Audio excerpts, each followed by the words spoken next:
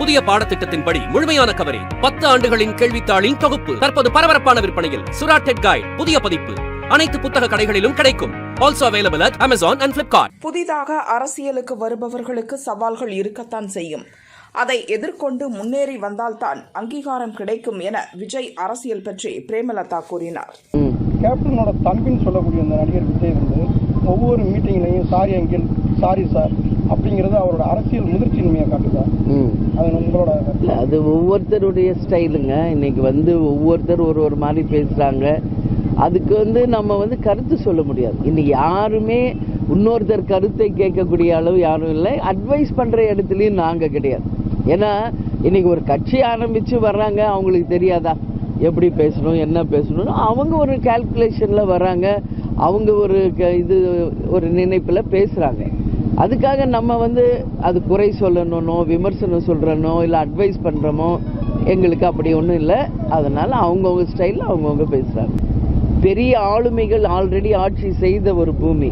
அப்படி இருக்கும்போது புதிதாக வருபவர்களுக்கு பல்வேறு விதமான சேலஞ்சஸ், சவால்கள் எல்லாமே இருக்கும். எதிர்நீச்சல் போட்டு ஜெயிச்சவர் தான் நம்ம கேப்டன்.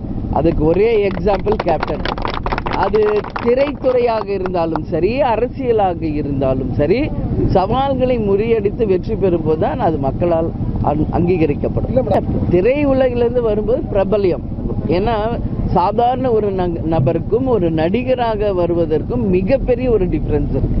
ஏன்னா அவங்கள ஸ்க்ரீன்ல பார்த்தே பழகின மக்கள். அதுவும் விஜய் ஆல்ரெடி 25 இயர்ஸ் ஆயிடுச்சுங்க அவர் சினிமாவில் நடிச்சு. அதனால ஒரு உச்ச நட்சத்திரம் அப்படிங்கிறப்ப அவருக்கான ஃபேன் ஃபாலோவர்ஸ் நிச்சயம் அதிகமாக இருப்பாங்க. பட் எங்களுக்கு இதெல்லாம் ரொம்ப எங்களுக்கு கேஷுவலாக இருக்கு. ஏன்னா நாங்கெல்லாம் கேப்டன் கூடயே வளர்ந்தவங்க, கேப்டனையே பார்த்து வந்தவங்க. அதனால எங்களுக்கு இது ஒன்றும் பெருசாக தெரியல. இது யூஸ்வலாக தான் எங்களுக்கு தெரியுது. அது அவங்க எப்படி கொண்டு போறாங்க என்பதுதான் பொறுத்து இருந்து பார்க்கலாம். நான் தான் ஏற்கனவே சொல்லியிருக்கேனே, சினிமாலேயே எல்லாரும் பயன்படுத்திக்கிட்டு தானே இருக்காங்க கேப்டனை. தெளிவாக நான் சொல்றேனே ஒவ்வொரு ப்ரெஸ் மீட்லையும், கேப்டன் எங்க குடும்ப சொத்து மட்டும் இல்லை, எங்க கட்சி சொத்து இல்லை, தமிழக மக்களின் சொத்து அவர்.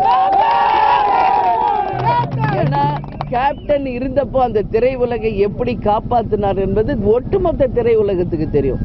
அப்படி இருக்கிறப்ப அவங்க உரிமையோட கேப்டன் படத்தை போடுறாங்க. அதை நாங்க நிச்சயம் தடுக்க மாட்டோங்க. அவர் வந்தது திரை உலகிலிருந்து அரசியலுக்கு. அதனால அவர் எங்க சொத்து மட்டும் இல்லை, தமிழக மக்கள் சொத்துன்னு நான் உறுதியா சொல்றேன்.